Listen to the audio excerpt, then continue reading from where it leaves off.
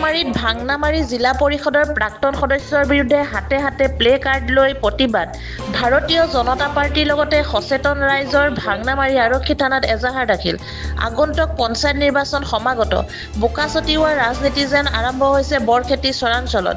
ভাৰতীয় জনতা পাৰ্টিৰ কৰ্মীক লক্ষ্য কৰি বিৰূপ মন্তব্য কৰি চৰ্চাত আছে ভাংনামাৰী জিলা পৰিষদৰ প্ৰাক্তন সদস্য আব্দুল মজিদ।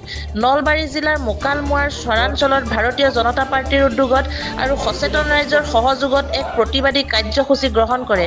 কিছুদিনৰ পূৰ্বে শিয়ালমাৰীৰ আঞ্চলিক হাইস্কুলৰ বাৰ্ষিক অধিৱেশনত ভাংনামাৰী জিলা পৰিষদৰ প্ৰাক্তন সদস্য আব্দুল মজিদে বিজেপি নেতাই চৰাঞ্চলত কাৰ্টুনে মদ যোগান ধৰি চৰাঞ্চলৰ যুৱ প্ৰজন্মক মদাহী বনোৱাৰ লগতে চৰিত্ৰৰ স্খলন হোৱা বুলি কোৱা মন্তব্যৰ বিৰুদ্ধে ভাৰতীয় জনতা পাৰ্টিৰ উদ্যোগত চৰাঞ্চলৰ সচেতন ৰাইজৰ সহযোগত এই প্ৰতিবাদী কাৰ্যসূচী গ্ৰহণ কৰে।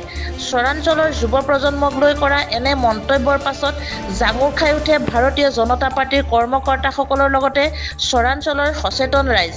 আব্দুল মজিদ গো বেক, আব্দুল মজিদ মুৰ্দাবাদ, আব্দুল মজিদৰ দাদাগিৰি নচলিব, চৰাঞ্চলক কৰা অপমান সহ্য কৰা নহ'ব আদি শ্লোগানেৰে উত্তাল প্ৰতিবাদ সাব্যস্ত কৰে।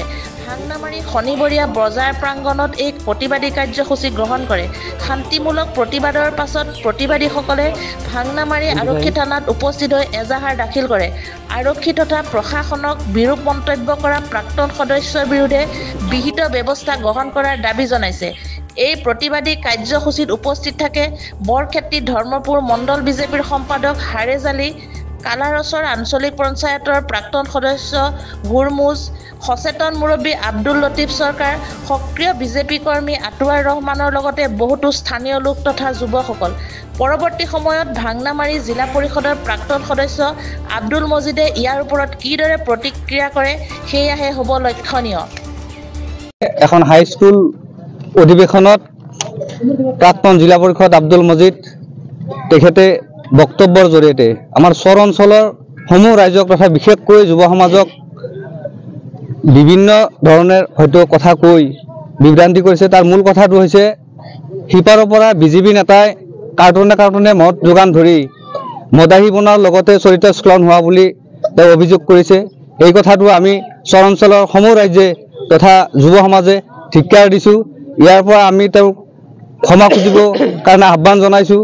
অনাগত দিনত যিকোনো শিক্ষা অনুষ্ঠানৰ লগত জড়িত যিকোনো ৰাজহুৱা সভাত তেখেতক নিষিদ্ধ কৰাৰ কাৰণে আপোনালোকৰ জৰিয়তে আহ্বান জনাইছোঁ।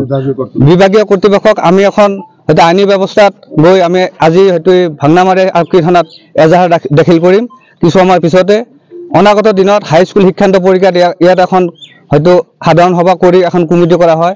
ইয়াৰ জৰিয়তে সেই কমিটিকো যাতে মজিদক তাৰ পৰাই বহিষ্কাৰ, যদিও ৰাখিছে তাৰ পৰা বহিষ্কাৰ কৰিব লাগে। অন্যথাই আমি ইয়াতকৈ বেছি হয়তো জংগী হিচাপে যাতে আমি যাব নালাগে, শান্তিপূৰ্ণভাৱে আমি আন্দোলন কৰিবলৈ বাধ্য থাকিম। চৰ অঞ্চলৰ যিকোনো শিক্ষা অনুষ্ঠানৰ লগত জড়িত ৰাজহুৱা সভাত তেওঁক বয়কট কৰিব লাগে, এইখিনি আমাৰ দাবী। মোকালমোৱাৰ পৰা আমজাদ হুছেইনৰ ৰিপৰ্ট E24 লাইভ ব্ৰেকিং।